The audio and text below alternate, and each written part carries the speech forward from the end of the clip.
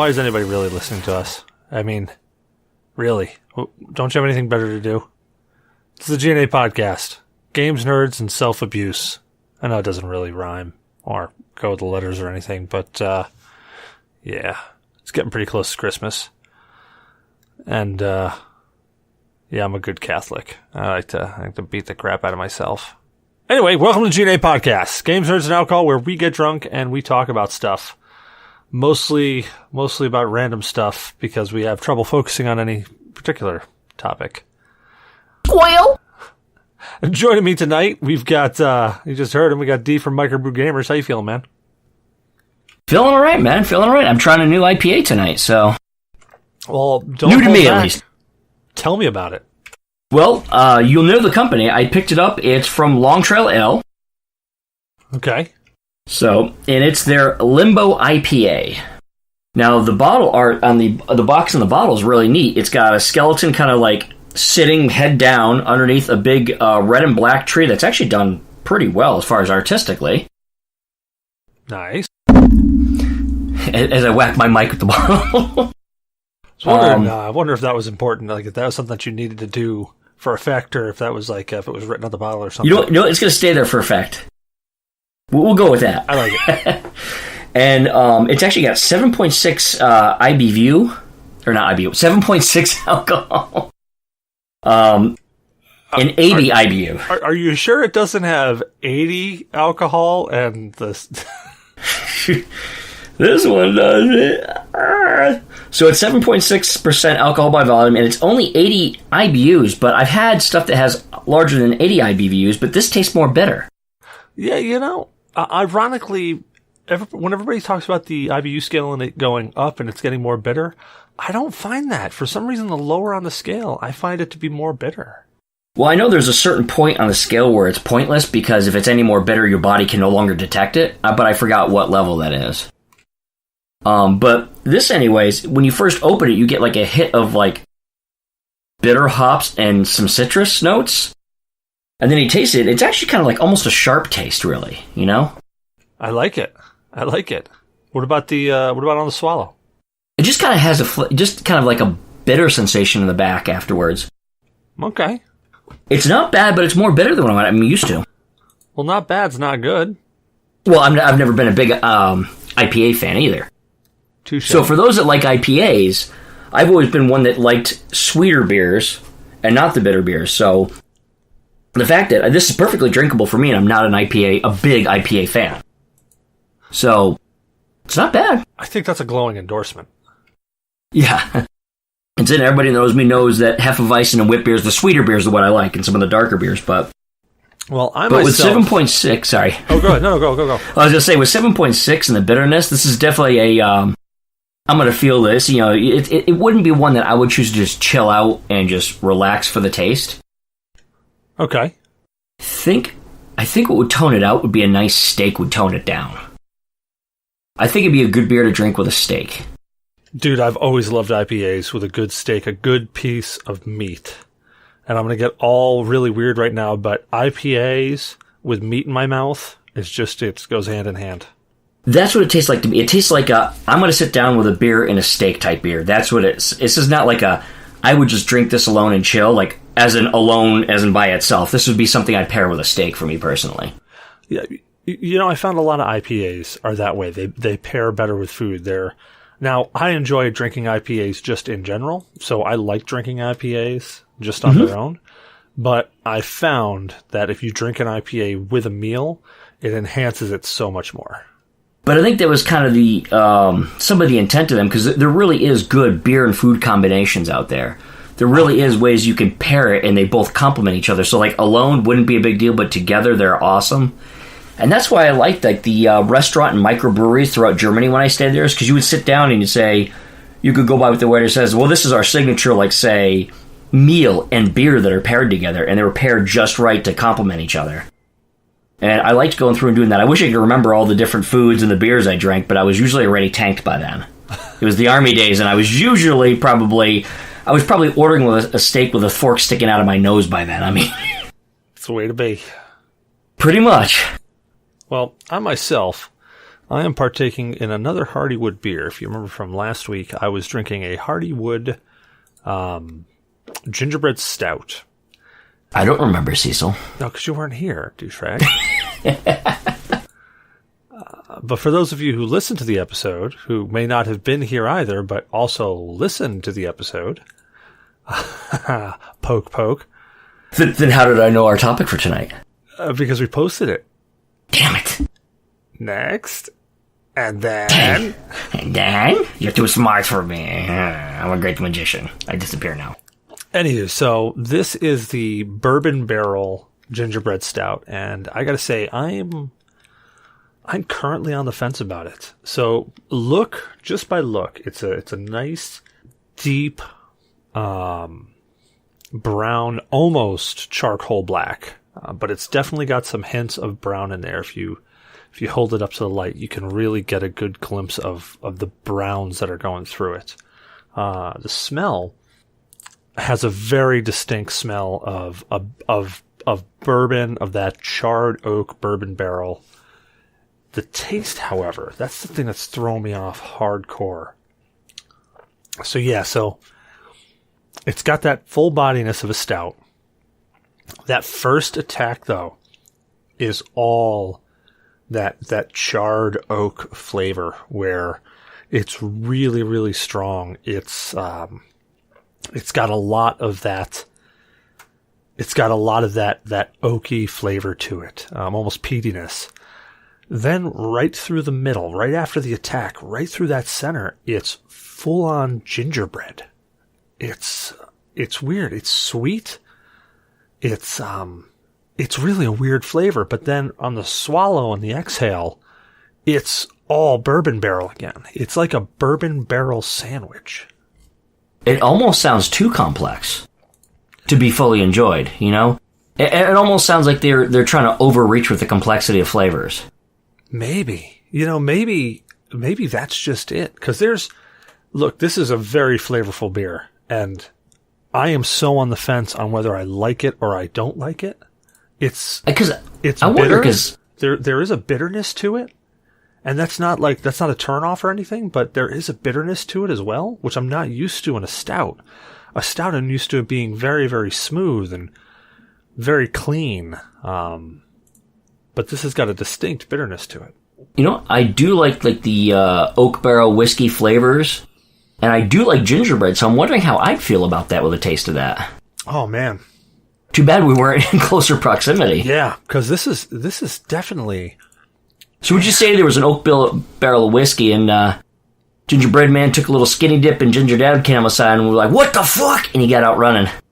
No, dude. If I was going to describe a situation where this happened, I would say the father Gingerbread made a hot tub out of a bourbon barrel, walked away. His son got in there with his gingerbread girlfriend, and they were macking it hard. And let's just say 1 or 2 shots in there, and then they jumped out. Like that's it. Really, it's in that middle part right there. It's like a gingerbread man just bricked right in my mouth. Funny thing is, my mental image is instead of you getting surprised by that, the gingerbread man or the ginger dad coming out, seeing the mess in the hot tub and making that. You remember from Shrek when the gingerbread man was scared? He's like, "Oh!" Yeah, big O face. That was the mental image I had in my head. I'll allow it. I'm not sane, but I'll allow it. No, it's I'm super on the fence about it. Everything about it, because I love Hardywood's gingerbread stouts, and everything about it is saying I should really enjoy this, and I think I am. But it's weird. It's the flavors of it are just throwing me off because I'm expecting that, I get that bourbon barrel hit, and I'm expecting it all the way through, and then all of a sudden it vaporizes. And it turns into something completely different, and it throws my brain for a loop. And just when I'm finally getting used to what it turned itself into, it goes right back into bourbon barrel, and it's awesome. That's the only thing I can say is that it's awesome. The roller coaster I'm taking. I just don't know whether I like it yet. Maybe it might be one of those where, at first it's a little hard, but as you get further into it, it mellows out. It might be one of those beers where the flavors, just as you drink it, kind of Well, it's also 11.5% by volume, so I'm assuming the farther I get into it, the further mellow I'll be. Should be. Hope so. If not, have another. I was going to say, and these are big bottles, too. These aren't like small bottles. These are, for the audience? 9.4 ounces. 750 milliliters. So this is like a bottle. This is a bottle of rum. But honestly, for the audience, you held it up at first, and I was like, "What's Cecil doing with a damn wine wine bottle?" I was like, "Oh, that's a beer." Yeah, it is. Here, it almost looks like a wine bottle. Hold on, in the back here, Hardywood Gingerbread Stout, described by Beer Advocate as, what the fuck is that word? Friggin? Whatever. Could you put it to the camera? Oh, friggin' Christmas in a bottle. I'm just sitting there going, what the hell? They spelled, okay, so they spelled friggin', Freagin. Like freight, like a freight train. A Fraggin. Yeah, like friggin', but I'm pretty confident this is supposed to be friggin' Christmas in a bottle. Is an Imperial Milk Stout brewed with vanilla beans, cinnamon, fresh Castlemont Farm baby ginger, and Bearer Farms wildflower honey. Gingerbread Stout has been matured in Virginia bourbon barrels, where it adapts an incredibly mellow character with oak and caramel. Yeah, you definitely get the oak. Emerging 12 weeks later at Bourbon Barrels GBS, a festive blend of spice character laces this rich, chocolatey stout, which warms the palate. See, now I don't get any chocolate out of this whatsoever. Like, that's one flavor that I think is completely absent from this, is chocolate. So it says you should have a chocolate flavor in there, but you're not getting it? No, but man, that bourbon flavor is like there. The more and more I get into it now, like the gingerbread is almost like becoming a hint, like a note. Like an undertone of it? Yeah, it's becoming more notish than it is full on like there, like it was in the first couple sips. Now I'm getting all of that bourbon barrel, like all the way through, and it's sitting there in the back of my mouth on the sides of my tongue. It is good stuff. Sounds tasty.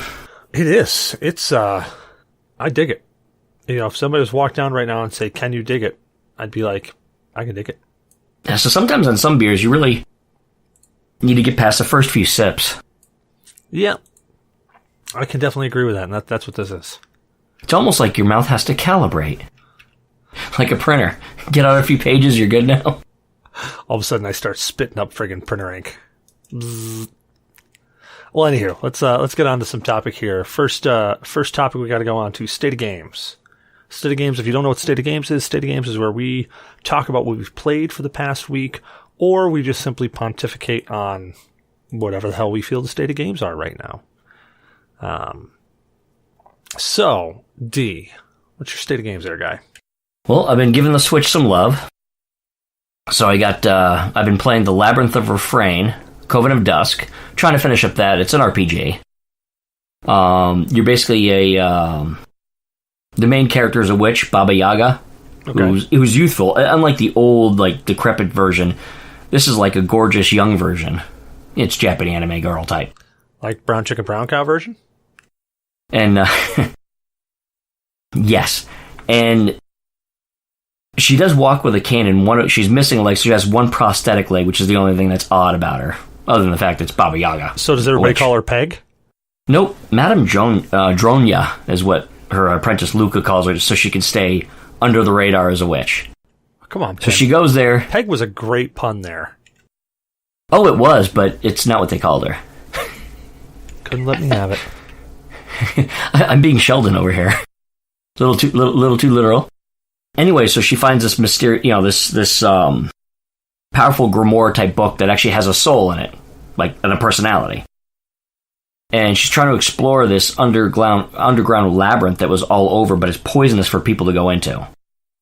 So she lets the book go down, and then it releases out these puppets that she's created that turn basically into down there with the magic, like almost like human warriors or like wizards and all that, like people, except there really are nothing more than animated puppets.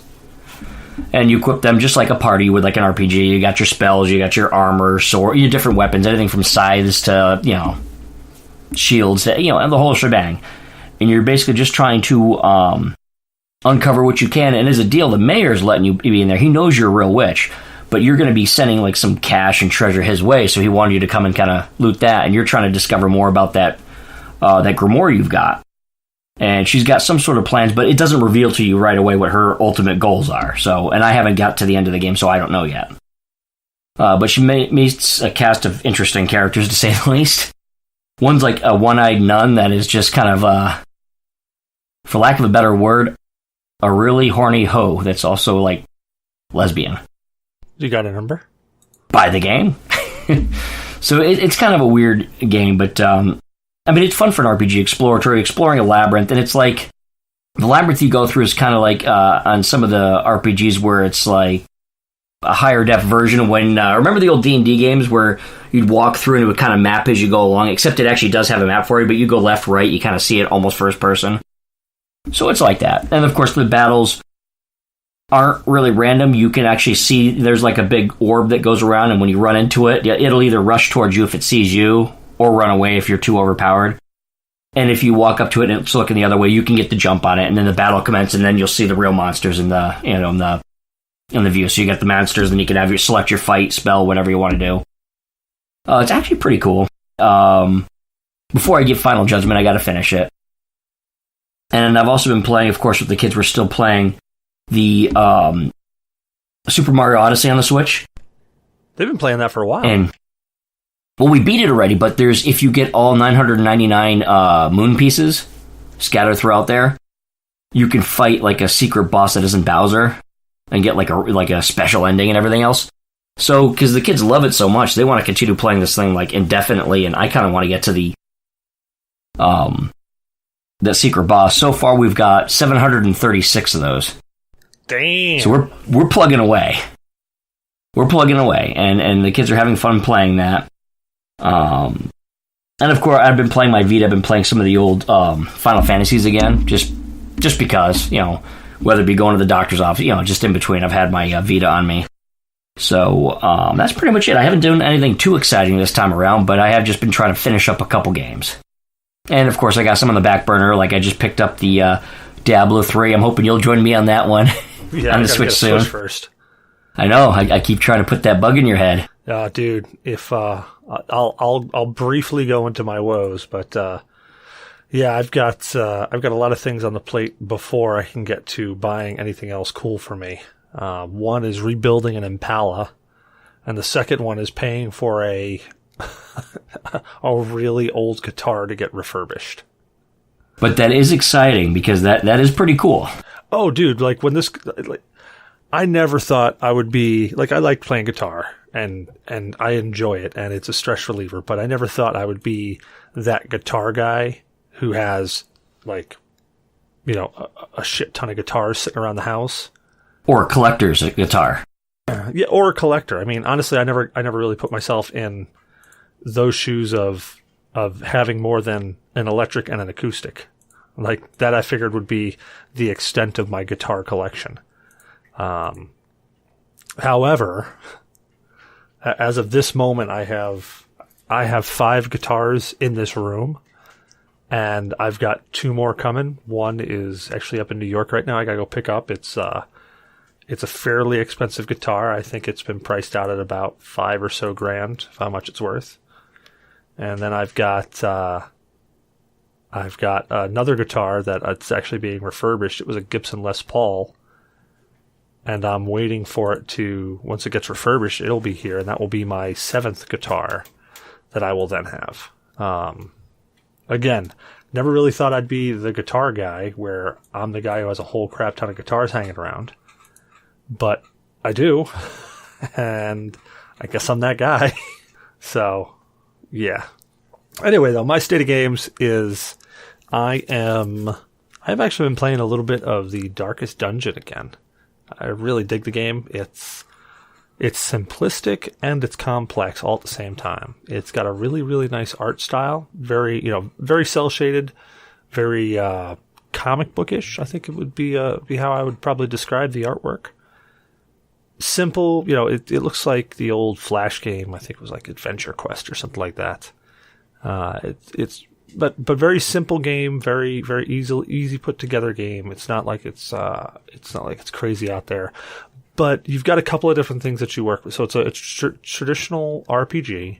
So you've got weapons and armor and stuff like that, but it's very, very streamlined and simplistic. So, it's not like, hey, I go out and I get this weapon, or hey, I find a new weapon and I equip it. It's, once you level your character up, you can level up their weapon to level 2, or you can level up their armor to level 2, and level up their skills, but you have to update the blacksmith or the forge or whatever else to update those skills. So the things you collect in the dungeon, you use to upgrade those buildings, and once you upgrade those buildings, you can then upgrade your characters. But the twisty part about this game is it's designed... Okay, you remember how I designed, like You're All Gonna Rot in Prison or the Star Wars RPG that we played? Yeah. Where my goal was to kill you? Yep. That's this game. This game is designed to kill your characters. Appropriate. Well, it's called Darkest Dungeon. It's really fun, just simply because you see how far you'll go or see what you'll do to save the one character that you got. Do you really want to save this character? Do you really do you not? Do you care about this character?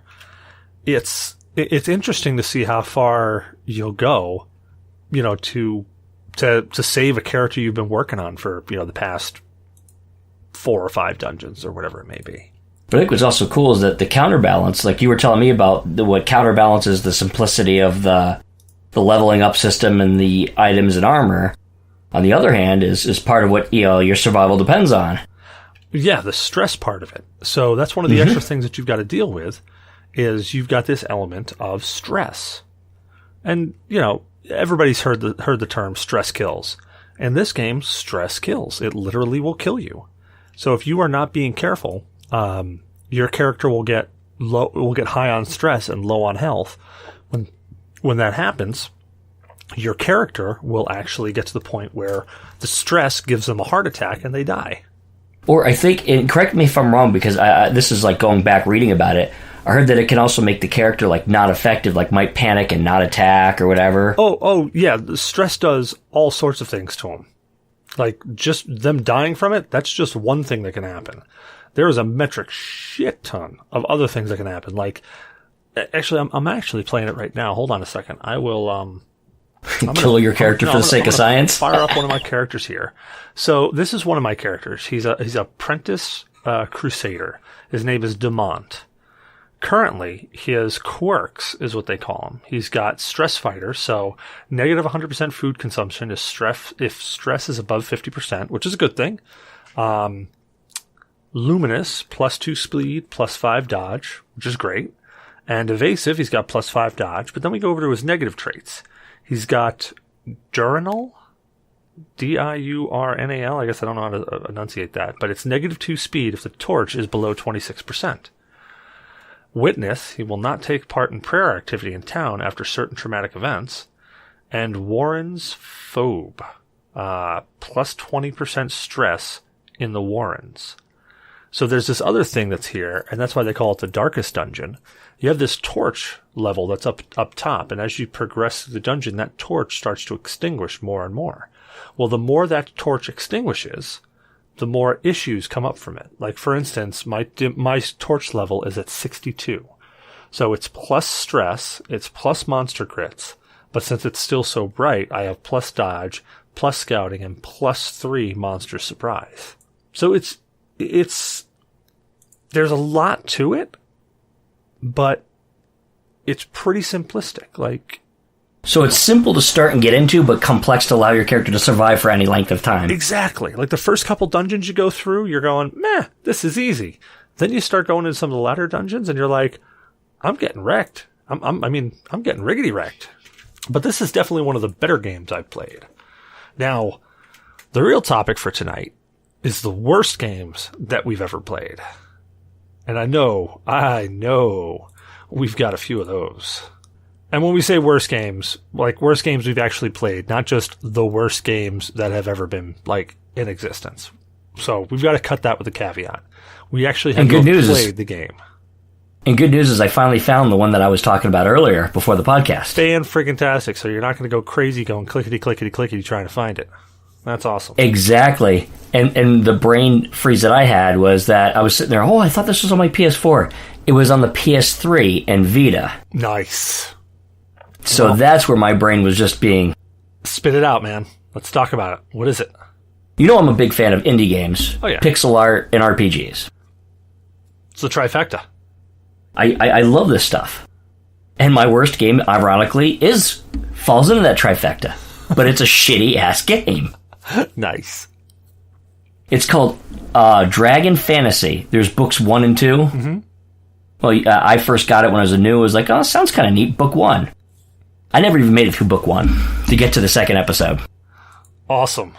You play as this old guy, going to go on this quest and everything else, and he's... Used to be an adventurer, but now he's kind of like out of retirement, so he shouldn't be questing because he's not in good shape. But he's going to anyway. And it's full of... They try to like do something like, like what some games, comic books, everything do. Like some things try to break, for humor, try to break the fourth wall. Yeah.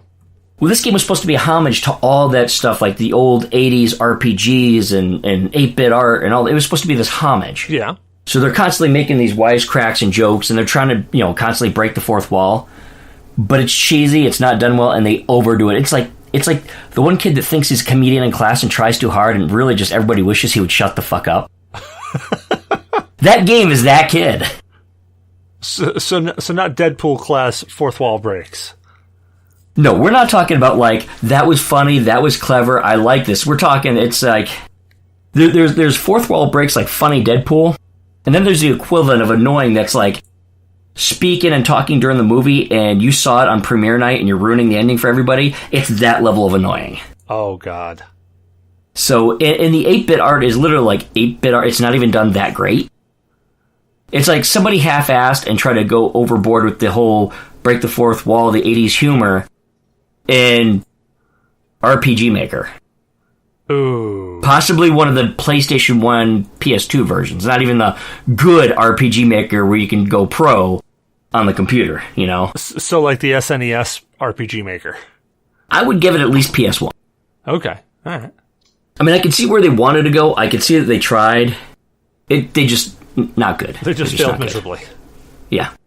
So it even got bad reviews, and that was probably one of the bad... and it's not just like the worst for me because it is absolutely the worst game, but it was such a disappointment because it touched on a lot of things I like, but instead of touching it, it more or less like... Raped it? Uncomfortably molested and raped it. It wasn't like going to the strip club saying, "Oh, she's hot, she's rubbing her boobies on me." It was like, "Oh my god, why is this creepy homeless guy with the sewer-smelling hands touching me in inappropriate places?" Show us on the doll where the bad man touched you. Yeah, this was like booger finger touch you in an inappropriate spot. And not even booger finger. We're talking about like itching down there in the ass crack finger. Oh, stank palm. It gives you the stink finger all over. Oh man. Inner thigh, mouth, just horrible stuff. Somebody's going to listen to this and actually have like a PTSD moment. Yeah, they're also. We probably shouldn't even talk like this. They're actually going to have a flop on the ground moment and freak. That's going to be great. We'll get arrested. We're going to get sued. Oh, shocker. Line up, guys. Yeah, take a number. Well, one of the games that I played that was, oh god, I actually only got about 10 or 15 minutes into it. And it's a game I posted the article about. And I'm just going to pull up the article here quick. It was called Tunnel Rats. So is it like the premise of real tunnel rats, like what I know tunnel rats to be? Yes. It was supposed to be a shooter. I think it took place in Vietnam. Let me pull this guy up. Honestly, I did not get too far into it. I just jumped right into it. I'm like, let me play. I think tunnel rats really started off in the World Wars, and then they were heavily used also in Vietnam. And you're absolutely correct. And typically, they actually had a body style that they favored.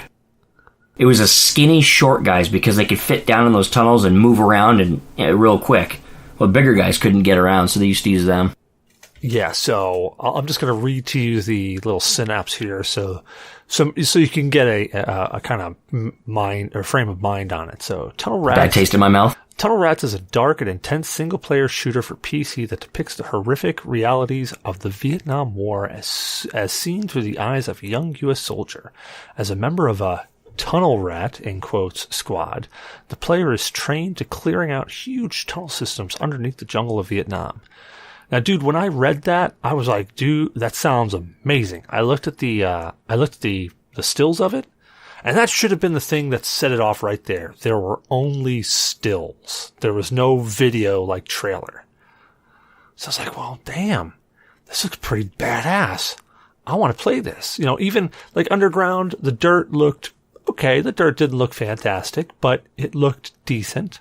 It looked better than Morrowind. But, you know, as long as it's not too bad, its gameplay's where it's at. It is where you really want to focus. Exactly. And at the time, I don't think it had too many reviews.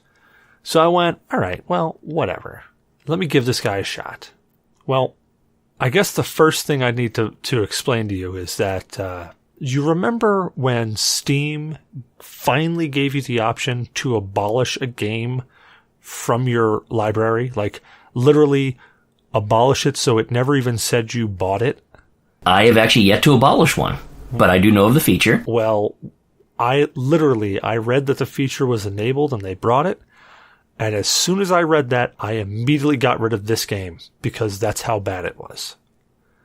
But as long as it's a fun premise, you even like broken games. So if you abolished, if you banished it to another dimension here, that's saying a lot. Dude, because just like we there are some bad and broken games or crappy games we do enjoy for the amusement factor, just like the bad B-rated movies. Exactly. So for this to get banished to Dimension X, this was so bad, and I mean so bad. So let's start off. We'll go down the realms. So graphics. The graphics were okay. The stills were probably the best graphics that you saw in the game. But you can't, you also can't hold, the new AAA PlayStation 4 realist to, an indie company. So I understand. No. That right there wouldn't even turn me off. No, and that's the thing. That's why when I looked at it, I said, hey, you know what? This doesn't look so bad. I think I can still get into it. But the graphics were okay. They weren't fantastic. They were okay. But literally, the stills are the best graphics you see in the game. Everything else, once you start moving... Blurs? Is there severe motion blur? No, I didn't get too much motion blur because I had a fairly quick response rate on my monitor, but... No, but some games, if they're not done well, can blur what would be normally clearer graphics when you're moving. No, I haven't seen that yet then. Sorry, it was the wrong term. No, I'm tracking. But and bear in mind that this was almost a decade ago that I played this game. So I played it for about 10-15 minutes, and in that 10-15 minutes, the opening movie was, best way to describe it is jumpy, jittery, I guess would be another good word for it. So it's like, all right, whatever. Let me go through here. Who did the editing? Butters? I don't, from South Park? I don't know. Maybe Michael J. Fox. Oh, poor guy. Dude, it was bad. It was really bad. No. Was it like Rob Zombie's brother on A House of a Thousand Corpses? House of a Thousand Corpses bad? Not that bad. It wasn't. I don't know. I don't know anything that could be. I mean, I don't know how you could fuck up. I mean, I know editing's not easy, but I don't know how you could quite fuck it that bad. Look at your work after and go, you know what? That is top notch. That is movie quality material. That's that would be. If I looked at my work and House of a Thousand Corpses, that editing job, and I saw how bad I did, I would immediately took a hot poker and sterilized myself. Yeah, I was going to say, I would have shoved that hot poker right up my pee hole. I would have. No, this wasn't that bad, thankfully. So once you get into the actual game, first weapon you got, of course, on you is a knife. So I'm like, all right. Let me try this knife thing out. Let me see how it goes. Let me see what this works. You got a knife and a pistol. Man, who was in charge of that one? Fucking Rumsfeld? Here, we're gonna go and win the battle. Here's your equipment. I got a knife. Here, we're going to give you this magic broomstick. Just point it at somebody and go bangity, bangity, bang. They'll drop dead. Yeah, it sounds like their supplier was as stingy as, a Rumsfeld. I got no body armor, no bayonets. Dude, so to use the knife. So here's one of the glitches I found in the first 15 minutes of the game. I got the knife in my hand. You're crawling through a tunnel, a.k.a. tunnel rats. All right, I'm okay with that. I find a pistol on a dead guy down there. I'm like, okay, hey, this is pretty cool. Well, I pull out my knife. And of course, me instinctively going, hey, let me see how the physics work in the game. I stab the dead guy. It's a little masochist there, but I'm testing how the game is going to perform. I fell through the floor. I proceeded to fall for like 30 seconds. That's awesome. Before I exited out and I went back into the game and it didn't save. So I went right back in and I watched that horrible movie again, which I couldn't skip the intro movie. I had to watch the whole thing. Okay. So then I jump back into the game. I crawl down there. I get the guy's gun and I say, okay, obviously using my knife is going to give me problems if I try to stab this dead guy. Let me try to shoot him. I shoot him and it's like I launched the biggest ping pong ball in a giant metal tube. The thing started bouncing all over the place. After it glitches out my sound and I finally say, okay, well, screw this, I crawl past it and I find my first enemy. Oh yeah. All right. My first enemy. I'm gonna wreck this guy. I'm like Wreck-It Ralph. I'm gonna wreck it. No, I'm not gonna wreck it. Aiming at it, dead square, center mass, pop, pop, pop, pop, pop, whole clip. Guy's still running right at me. Or, well, crawling at me, I guess. I'm literally like, what do I have to use to kill this guy? Oh, let me try my knife. Can you take a guess what happens when I try to stab the guy running at me? You fell through the floor. I fell through the floor. You know what this game really sounds like to me? I think they were trolling me. That's what I was going to say. This is a prank by a programmer that obviously hates humanity and probably himself, and has probably had enough of our shit. So he released something on Steam to say, fuck you, society, waste your money, and cry. So... Because that doesn't even sound like a bug. That sounds like a well-intentioned trap. Okay, every time you use this knife, you're falling through the fucking floor to nothing. This sounds like a well-executed trolling. That's what it sounds like. So here's one that I read recently when I looked up this game, and I almost cried, both because of laughing, and then I said, okay, I got to look this up and make sure that this wasn't actually correct. But the review, oh god, the review from Monsieur Auli, made on January 7th, 2015. War is hell, not because of its violent nature, but because Uwe Boll was behind the game development. There he is. He's cropping up. I swear to God, that's the actual review on the game. I'm not making it up. I went back to this game because I was like, man, what was that game that I actually deleted from my list? And now the next question is, was Uwe Boll actually behind it? Well, that's my question. So how I stumbled back upon this game, because keep in mind, I really tried to abolish this game from my memory, like completely. And existence. So I looked up, I went, all right, let me go back, because I've played so many games, I can't honestly remember all the bad ones I played. So I said, let me look up some of the generated lists that people have made of the worst video games ever. And I was just perusing quick, just looking at some, and then I saw Tunnel Rats, and I went, oh my god, that's it. So I pulled up the Steam page, and I'm like, this is it right here. Holy hell. So then I'm reading the article of what the dude wrote. And the dude wrote that, and he wrote something, I forget exactly what it was, but he mentioned something about Uwe Boll in his article. And I went, Jesus Christ, does everybody, is this guy ragging on Uwe Boll too? I mean, I might like this guy already. Then I look and I realized that he was reading off one of the reviews, and I went, No friggin' way. So I jumped onto Steam, I started scrolling through reviews, and sure enough there, made in 2015, was this dude's review. And I'm like, that's bad when somebody's comparing it to an Uwe Boll movie. He is behind a lot of evil. Oh, God. And now I'm really curious if Uwe Boll really was behind the game or not. Yeah, now I'm kind of half...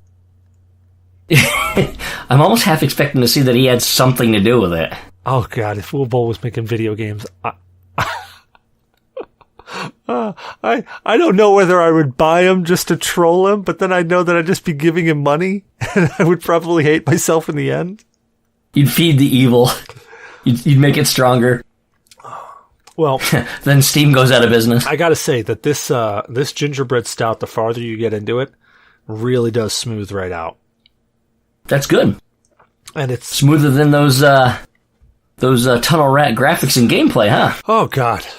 Yeah, I would have been fine. Like, the premise of the game was really good. As I said, the graphics were okay. You know what? I honestly don't remember the sound. And that's on me because I can't really give a good full review from memory. But I just remember I kept falling through the damn floor every time I tried to use my knife, and I'm like, this has got, like, I really thought that I was just being trolled, and I'm like, no, this is somebody watching me going, no, we're going to mess with them. No, you were being trolled, just ingeniously. Amazingly. All right, what's some other of the worst games you've played? Now I've got to think, because this is what came to mind, but I got to really think. Because I try to avoid most shovelware. And since hopping onto that Dragon Fantasy Book 1, I've been kind of more leery. I kind of check the reviews before I try out games. I mean... So here's one. I'm going to ask if you played it, because I didn't.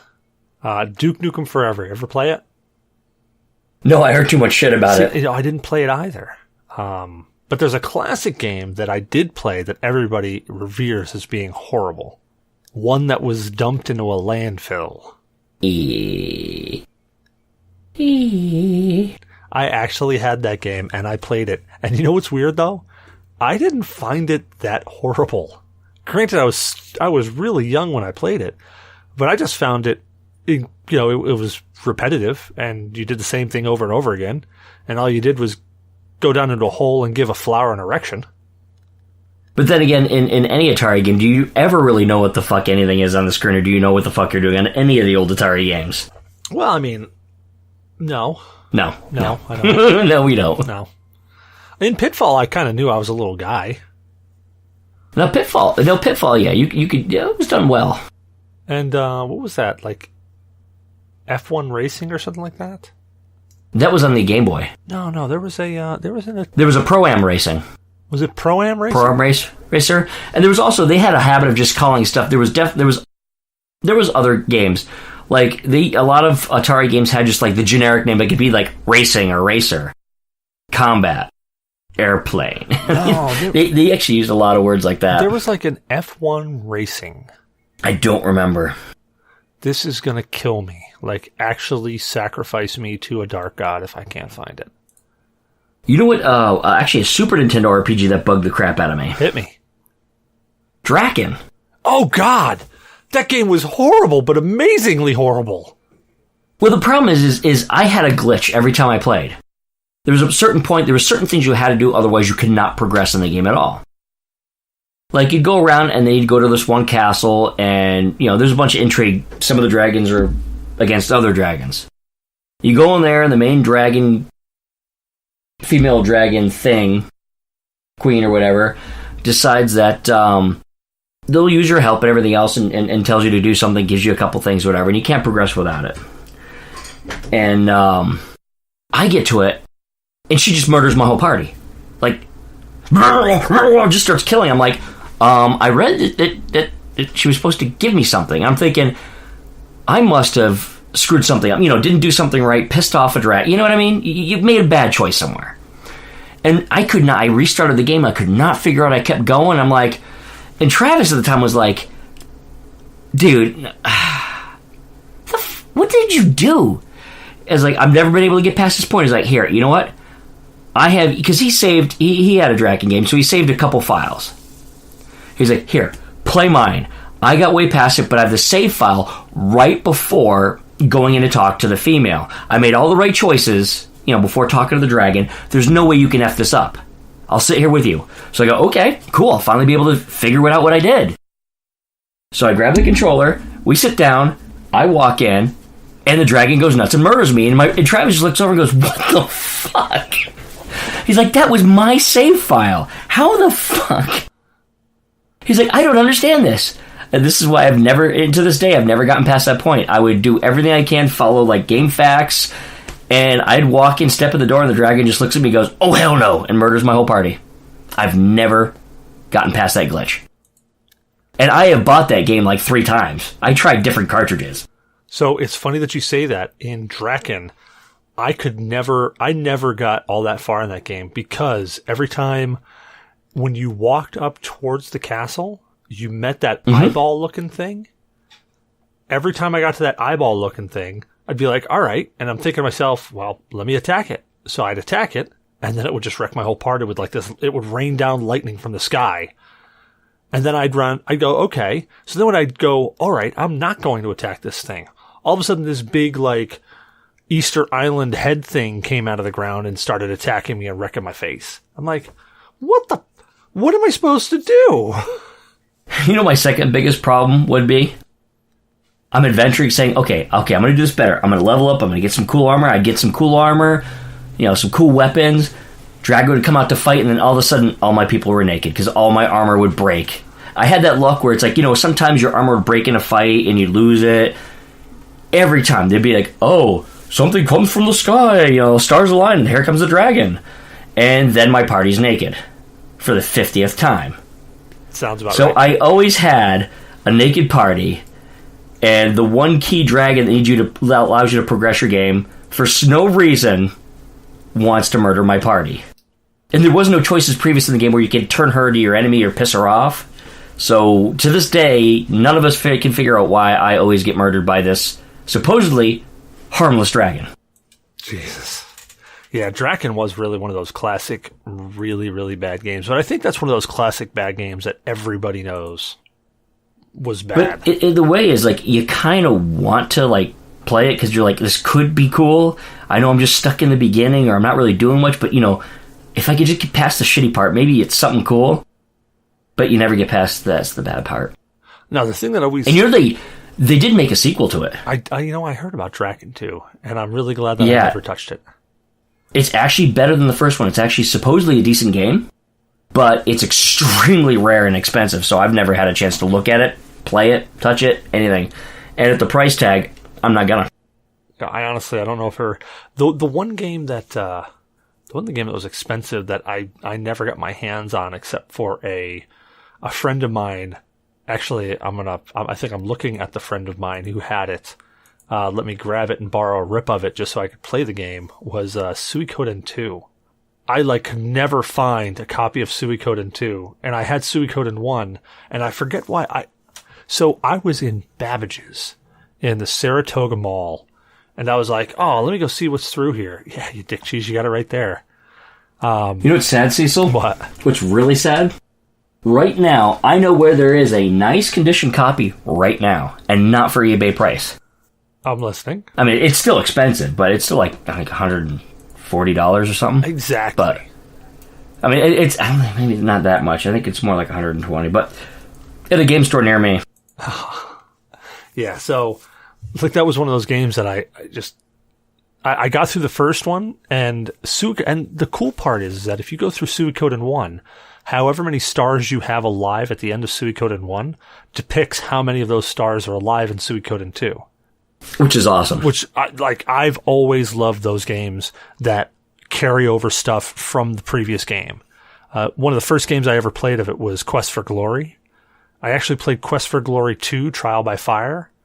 And I didn't realize that I would play it, I got to the end of it, and it said, hey, you want to save your character? I'm like, yeah, sure, save my character. I figured I was saving my character for some sort of Game Plus mode or New Game Plus, where it would load my character and I'd have all my stats, but I could never figure out how the hell to do that.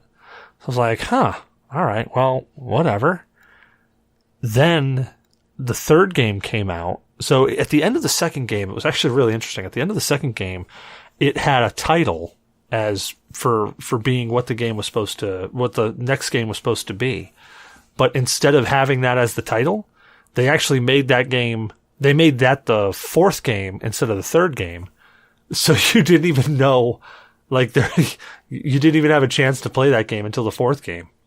So then when I got into the third game, there was an import feature. And I noticed there was an import feature in the second game too, but I didn't realize what it ever did because I tried to import my character and it kept going I couldn't.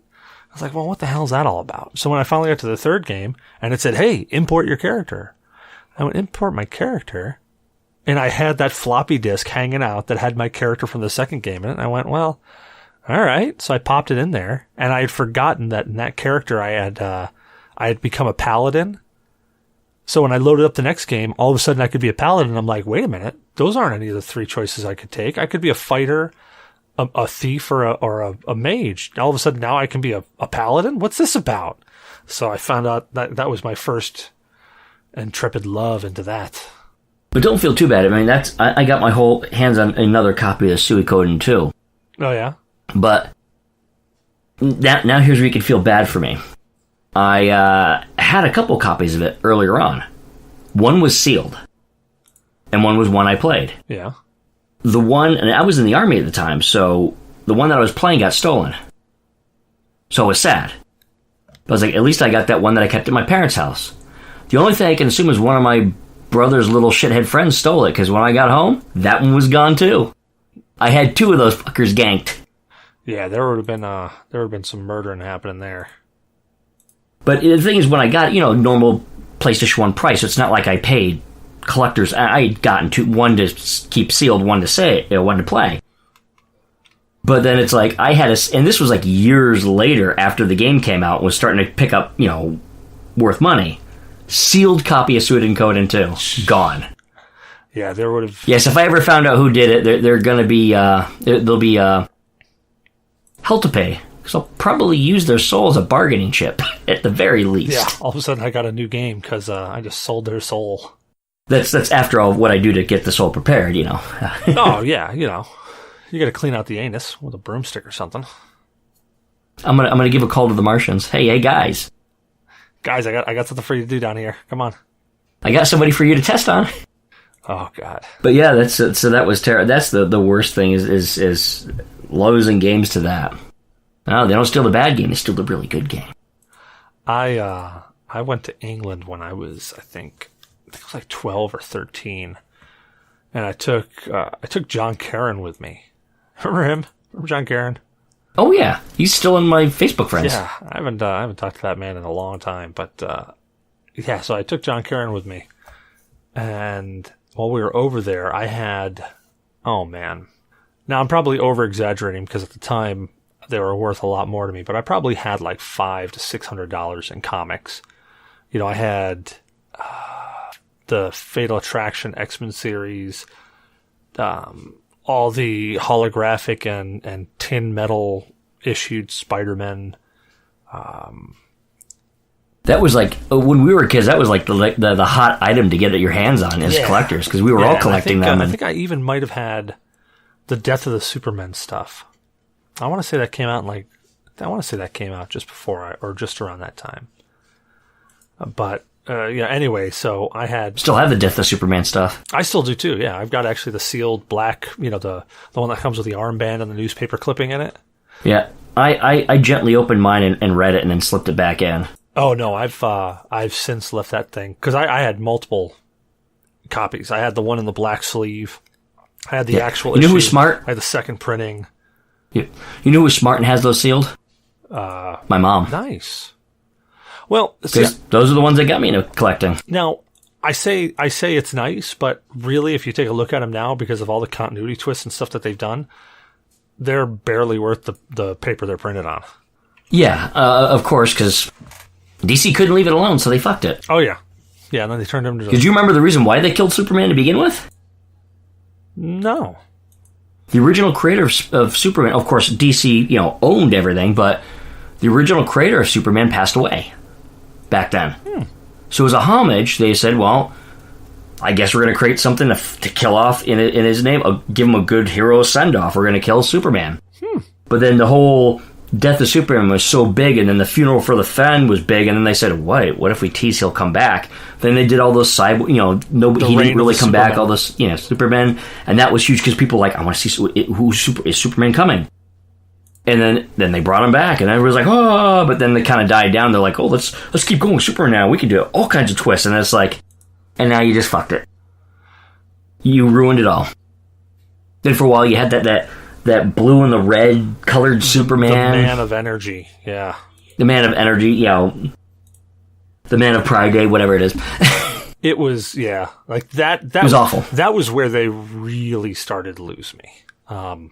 Like, it wasn't that bad at first. When I started going, I'm like, all right, they're trying a different level here. But then when they went with the red and the blue Superman, I'm like, all right, now they're desperate. They're milking this for whatever they can right now. Because, when he came back, it was like, okay, cool, Superman is back, and he hadn't quite got his powers back yet or his memory.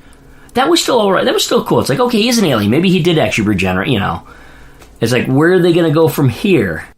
And then I was like, they're just going to... They don't know when to stop. They're going to fuck it. And they did. They did. They gave Superman the Yui Bowl treatment. What? I think we are having technical difficulties. Can you hear me, Cecil? I can hear you now. Go ahead, Dee. What were you saying? Saying that we kind of, on my end, it royally crashed hardcore. No. What were you saying about that game? You mean Superman? Was it Superman? What the hell were we talking about? The comic book Superman where it went all shitty. Sorry. Let's go from there. Damn my ADD riddled brain. Oh, no. It's more whipped than Cool Whip. Cool Whip. Why do you keep putting so much emphasis on the H? What? Just saying Cool Whip. Just saying Cool Whip. Well, for those of you listening right now, we actually just had some technical difficulty, which was really, really weird. But we're back. We're back in black. Just some application drama, that's all. Just some application drama. Well, back to worst games for a bit. What are some other worst games? What are some of the most... Oh, God, this beer's hitting me hard. What are some of the worst games that you've played? So, there was a game back on like CDO or 3DO or CDI or something like that. It was an old Zelda game that had cartoon full motion videos in it. Yeah, it was actually temporarily... Nintendo let their license be kind of like out there for just a little bit. And then it was like, nope, not a good idea. And it was the... It was a CDI. Because I have a 3DO and it was never on the 3DO. I think it was the CDI. Maybe that was it. Because it was... It was the CDI. And there was 2 awful Zelda games. Along with a really, really awful... Like Mario Hotel or Hotel Mario. Hotel Mario. There was like, those 3 were just... Yeah, there was like these awful-ass games. The hit detection of those Zelda games, the... Because one was, I think you were using Princess Zelda? Yeah, it was pretty weird. Yeah, they managed to get to use the licensing for those 2 games and pretty much fucked it hardcore. So Nintendo had nothing to do with it. They don't even acknowledge it. But it was a slip up in their licensing. And man, it was like Yui Bowl smelled something in the air. I was like, I'm gonna go fuck that up. I'm gonna wreck it. It's like Velociraptors. You had Veloci Yui Bowl go, I smell IPs to destroy. Yeah. I'm gonna stick my dick in it. It's like he fucked the ear hole of that hardcore. He wasn't behind it, but it's as if the spirit of him fucked it in the ear hole. It's just amazing how we just blame all the world's blights on Yui Bowl. Trump? Yeah, that's totally Yui Bowl's fault. I can believe it. You know what, dude? I try not to. We always try to stay away from being. But I couldn't resist a really shitty joke. We just try to stay away from political stuff on this show, but I could believe that Yui Bowl was responsible for Trump. Okay, so we're going to take this guy. He's going to be the billionaire that somehow is a billionaire, but he always seems to be in bankruptcy. And we're going to give him the worst hairdo. We're talking about competitive with Kim Jong-un, bad hair day. And we'll paint him orange. Yeah. It's going to work. And he'll grab women by, yeah, you guessed it, the vagina. Oh, pussy. Pussy's a better word. Yes, Yeah, pussy. let's use pussy. Pussy sounds way better. Yeah, we can do that. And he's going to go in promising great things, and he's going to fuck the system harder than the last time you and Bull got a hold of one of those fucking video game licenses. Oh, God. But then again, I mean, for anybody, don't get too offended with that, because, I'm an equal opportunity hater. I pick on, if it's political, it doesn't matter what side it is on, I'm probably going to make fun of it. Yeah, I got to admit, I'm probably going to make fun of him, too. I mean, it doesn't even matter. I mean, it's like, it can be anything. It's like, are you a politician? Yeah, I'm in this new party that was invented that's supposed to be royally good. I'm going to fuck with you. just because. All right, let's, you know what? There's a game. I'm actually just perusing through a list here quick of games that were horrible. And it was the Philips CDI, Legend of Zelda. Philips CDI, CDI, because I think it was Junior down in Yonkers who had it, and I went over and I played it, and I went, this is horrendous. This is not Zelda. Well, why do you have the name Zelda? I didn't play it. I watched him play it. So I guess technically I broke my own rule. I never actually played it, but I watched him play it, and it was pretty bad. But you know what? It at least, I mean, you may have had your eyeballs raped, but at least you didn't get the filth on the fingers. Good point. I didn't have to wipe my my hands on my grandma's curtains. I mean, you didn't infect your own taint with that, so that's good. Well, it's pretty bad when you don't want to infect your taint. There's one other game here that that's on this list that came out in the 80s that I want to mention, but only because I don't know. I guess I want to talk about it because I don't know whether I would consider this one of the worst games I've ever played. It was Friday the 13th for the Nintendo Entertainment System. It's heralded as generally a bad game, but some people actually do like it. I think I'm one of those people. And I think why it gets a bad rap is also because, and everybody's got to realize this is parody and everything else. It's, a lot of jokes and a lot of stuff's exaggerated, but Angry Video Game Nerd did a video on that. Yeah. The AVGN? Yeah. And, it's obviously a video on how terrible it was, full acting out and everything else. It's typical stuff. Yeah. Which, I mean, I think you can add, except for a very, very rare few, you can probably add the entire LGN library, aside from like 2 or 3 games, to the terrible games list. LGN was like the stamp of death for any game. Acceptable, yeah. But, so I look at this game and I say, I have fond memories of getting my ass handed to me in that game. And one of the things that really kind of, I don't know, it was the atmosphere of that game. Because the music in it, for being a Nintendo game, the music in it was creepy as hell. Like when you're on the character selection screen, and you've got that, and it's just doing this weird minor key crap going on, and you're like, it's kind of funky. I don't know how I feel about that. When's he jumping out of me? Anytime. Well, and that's the thing. That's the other thing that really threw me, was that at any point in time, Jason could jump out of anywhere and wreck your face. Like you'd be sitting there and you'd be like, all right, well, I'm gonna go. I don't know. I'm just gonna go talk to these kids. Oh my God, Jason's here! And when he came out, the game wasn't exactly built well. So it was, I mean, I can agree there. It wasn't really a well-built game. So when Jason jumps out at you, he starts throwing shit at you and you're like, what the, where's this coming? How do I dodge this? And you just couldn't. Wasn't it was hockey mask and blue suit, if I remember correctly? It wasn't even the greatest graphics. Yeah, it was he had purple skin and he had this teal suit and the hockey mask was blue. And in fact, in the new Friday the 13th game, they released a skin for one of the Jasons that makes him look like that Jason from that game. Oh, and the best part is that when you're that Jason and you're chasing after somebody, so you hear music when Jason starts getting closer. Well, when you have that Jason skin on, it starts playing this retro 8-bit music at you. It's really great, actually. that ought to really confuse some people, because if they're not ready for it, they're like, wait, is Jason, what is that? That'll confuse some people at first. That's pretty cool. So I got to give the guys over at Gun Media a little bit of tip of my hat there, even though I'm totally pissed at him for not releasing any more content for it. But so I guess on the reversal, sorry.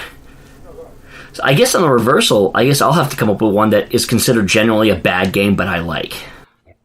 Well, that's the thing about Friday the 13th, the game that's on NES, is that it's incredibly difficult. It's brutally difficult.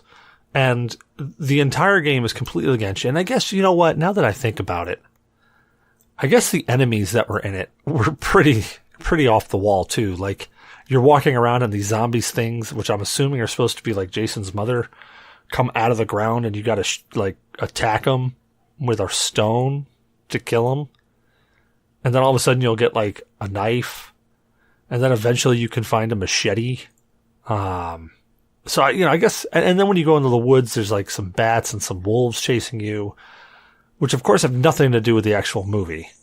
So I guess in that case alone, yeah, that's pretty bad. But a lot of people, AVG, I mean, a lot of people herald that as being a bad game. So, but, obviously, taste is pretty subjective. Yeah. But for that, I think I'm going to have to add one that a lot of people consider a bad game, but I actually like. Fester's Quest on the NES. Oh, God, I love Fester's Quest. It's considered a bad game by a lot. It actually is considered, not a good game, but I actually enjoy it. God, I loved Fester's Quest. I still love Fester's Quest. I have it right here.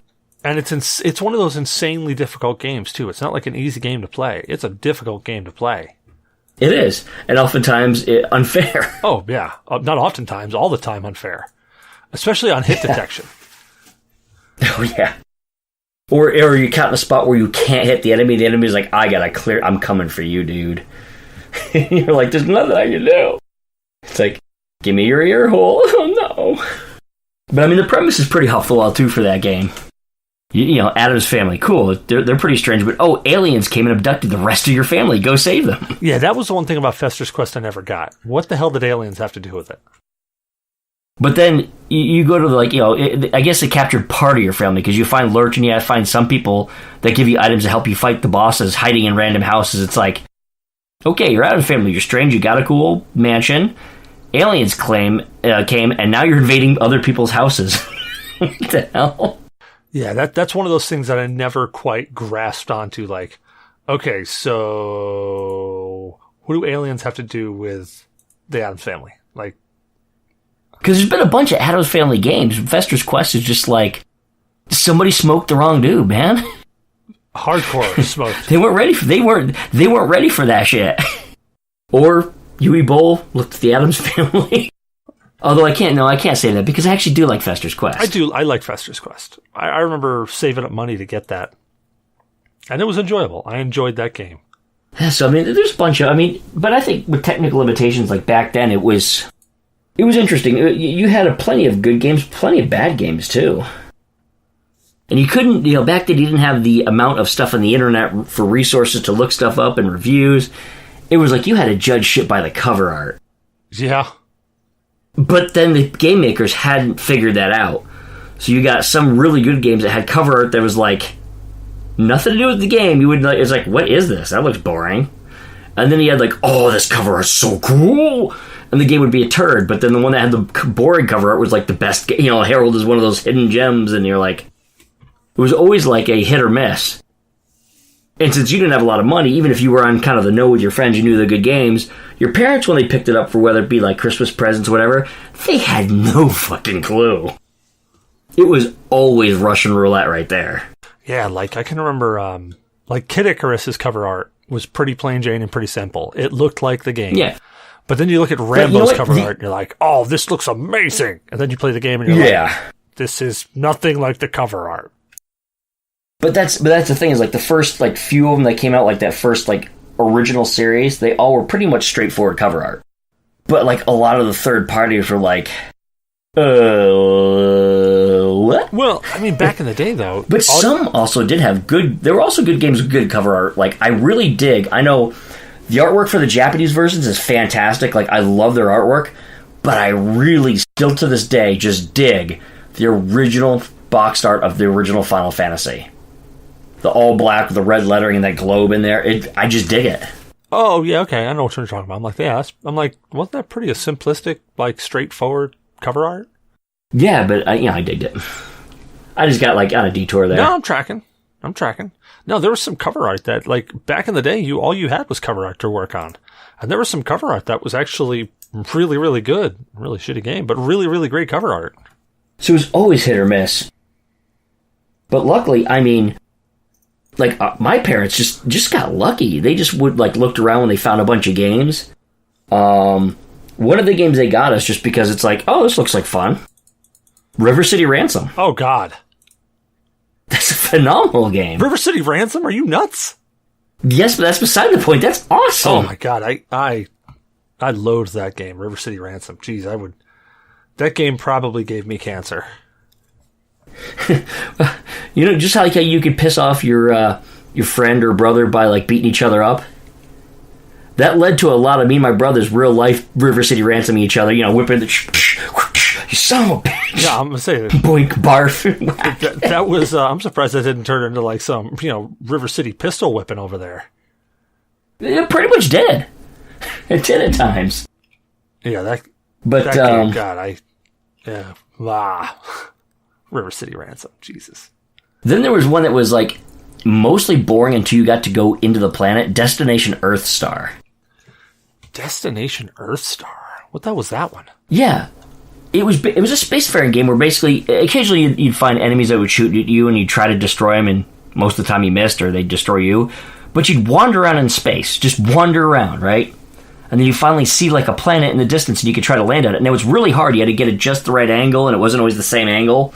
And if not, you just overshot, and it was just a pain in the ass. But if you managed to get in where you could land and, go into the planet, like, you'd go into the, and then you'd fight your way through like a shooter stage, almost like an R-type stuff. But for most of the game, it was flying through space going, what the fuck do I do, and where the fuck am I, and where the fuck do I go? And then you hope you can get into that planet. If not, you're like, well, fuck. And then you get attacked every once in a while. You're like, what the fuck? And eventually you actually pick just the right spot to aim, and your spaceship will go, oh, going into landing, and goes inside the planet. And then, of course, it's side-scroller shooter now, which was fun, but hard. But the side-scrolling shooter was, like, sparsely placed amongst a lot of where the fuck am I, what the fuck do I do? It was like you're Tony Stark and you're just lost, like, I'm gonna die.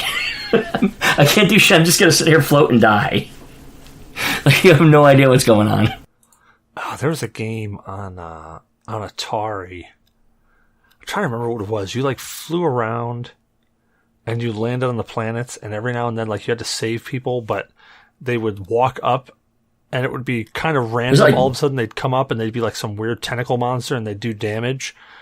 No, it wasn't Moonlander, was it? No, was it Moonlander? I don't think it was Moonlander. Because you had Defender and you could save people, but you didn't land and get out. Moonlander, you had to try to land, but I'm not sure if you had to save anybody. No, this was like a first person, so like you were in the cockpit, and it was really rudimentary what you could do. Oh, no, it was none of those. No, I'm off the mark, like, entirely. Yeah, this was really bad.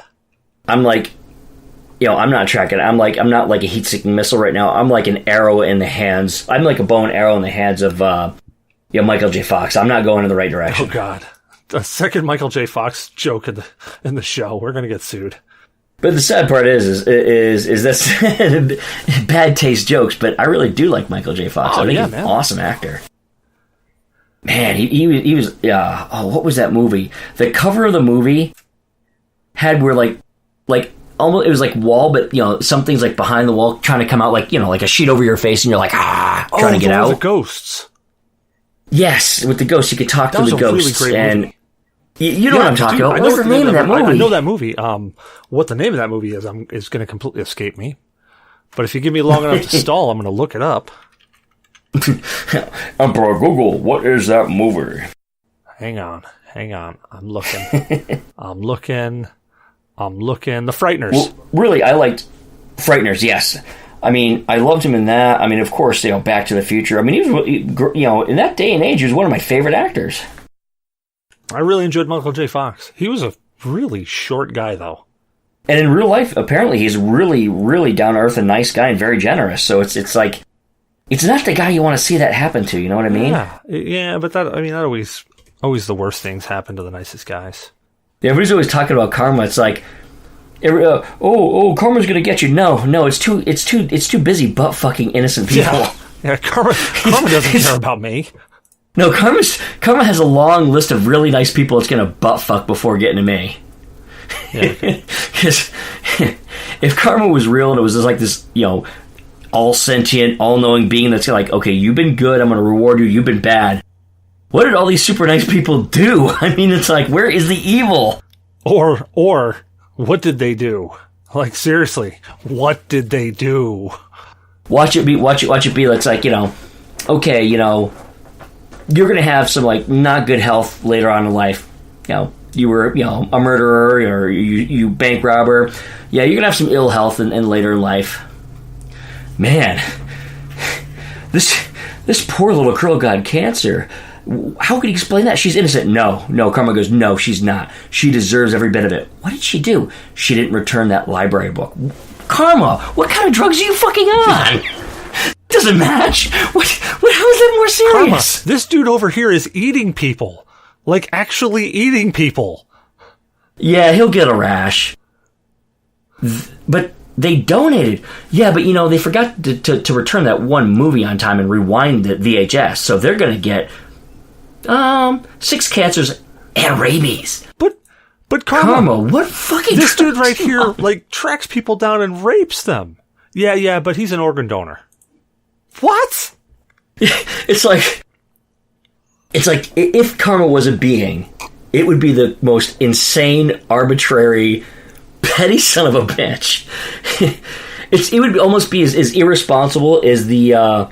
was it like the King of the Galaxy or something like that in Hitchhiker's Guide to the Galaxy? Yeah. Like, you signed our planet to get destroyed. I did? Oh, yeah. It's like, oops. Oh, yeah. It's like, what?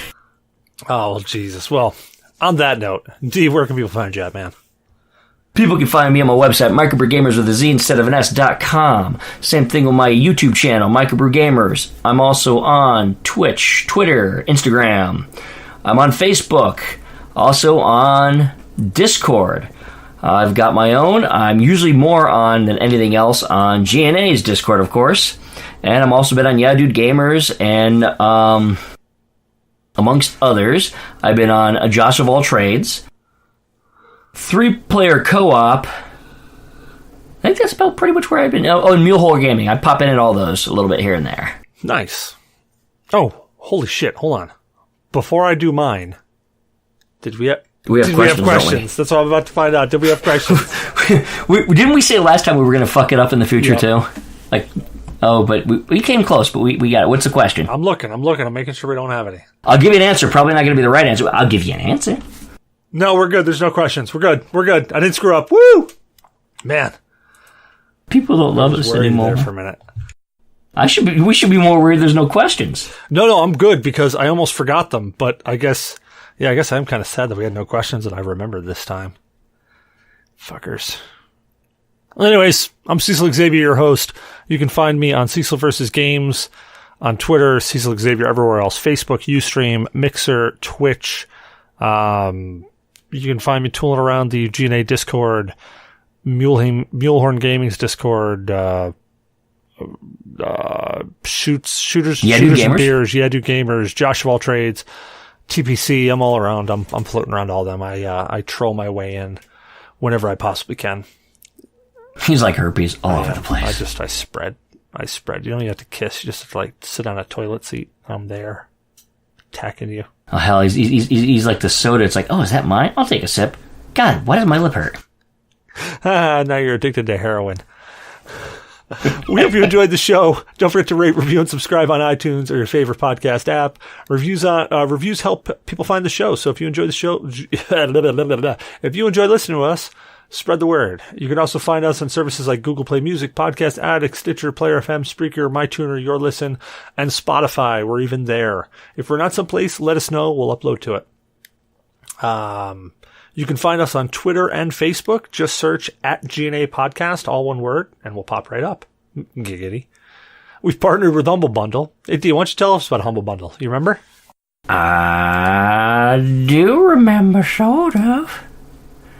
I can certainly wing it, but I might not have to, because you save it on Emperor Google. Okay, we are partnered with Humble Bundle. Tell us about fucking A. Humble Bundle is a game purchasing service that we, G.N.A, are partnered with. You purchase games like you normally would, but with a twist. Yeah, like a purple nurple. You choose what part goes to the publisher, the Humble Bundle, or the charity. You can give it all to charity if you want, or none of it. Your call. Throw that question mark. Partner equals G.N.A podcast at the end of your Humble Bundle link before you buy to let them know that we sent you that way. So far this month, I don't know what the fuck we've raised, because I don't know if anybody's even calculating this shit. Who's got a calculator? One of us does. I should probably check that. Don't forget. Maybe. Don't forget, you can put that at the end of any Humble Bundle link. Just add it on. So if you're going to buy a game through Steam, check Humble Bundle. You may get it there and help charity at the same time. And if you help us, they throw more Steam keys our way that we can give to you. So, you like Steam keys, don't you? So let's see here. I'm actually looping in the wrong month here. I should probably go December, shouldn't I? December we probably made like $4, right? It is December, which is 20. Actually, sorry. We have made $14.70 in December. Actually, all from store purchases as well. It's not even from bundles. So you guys have been, well, somebody's been listening and putting the question mark partner equals G.N.A podcast at the end of all of your Humble Bundle stuff. So that's awesome. You guys rock. We love you. Oh, I'm supposed to continue here, aren't I? Come here and give us a quick cash. Do you like anime? If you do, join us Sunday nights at 7:30 Eastern Standard Time at Rabbit. Did you say Sunday? We do Sundays, yeah. Anime nights, Sunday nights. Oh! It changed from Wednesday. Yeah, it's only been that way for 3 weeks or so, or like. November? Yeah, but this is an old one I just quickly pulled up. It says Wednesday in front of me. I threw that up just to get to the Humble Bundle shit. Yeah, so we only changed that at the beginning of November, D.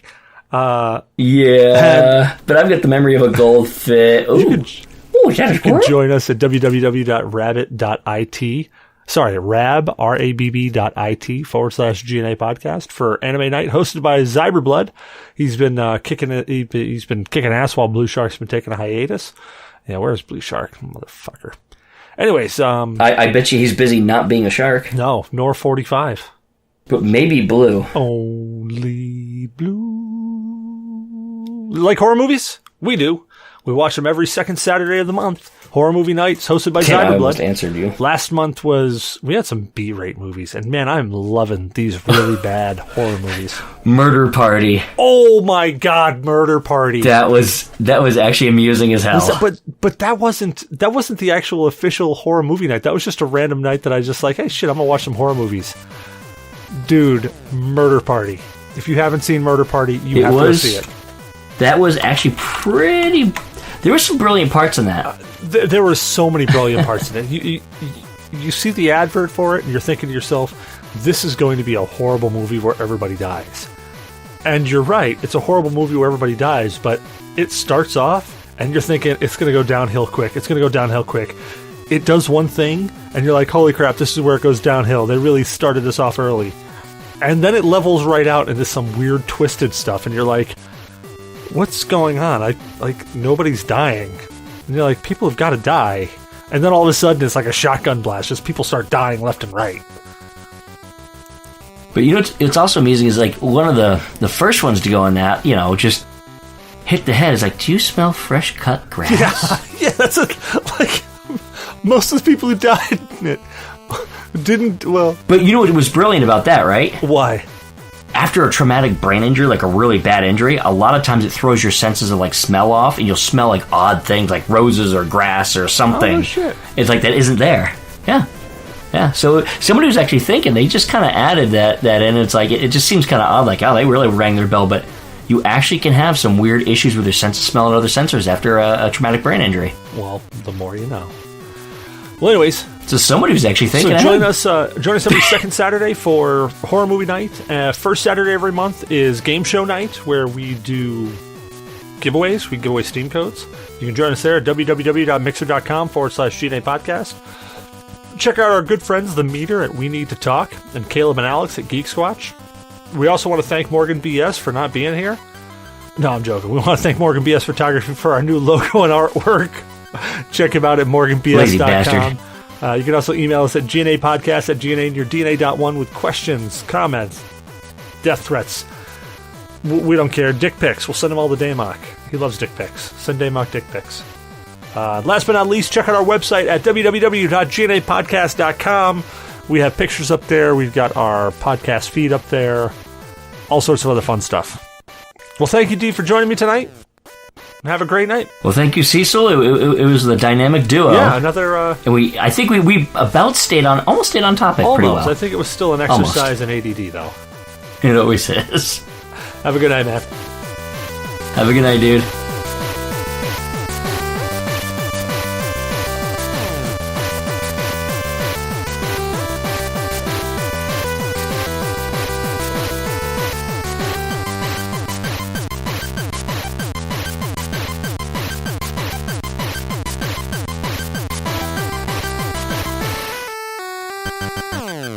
Seriously, dude, it's after 10 o'clock. I need you.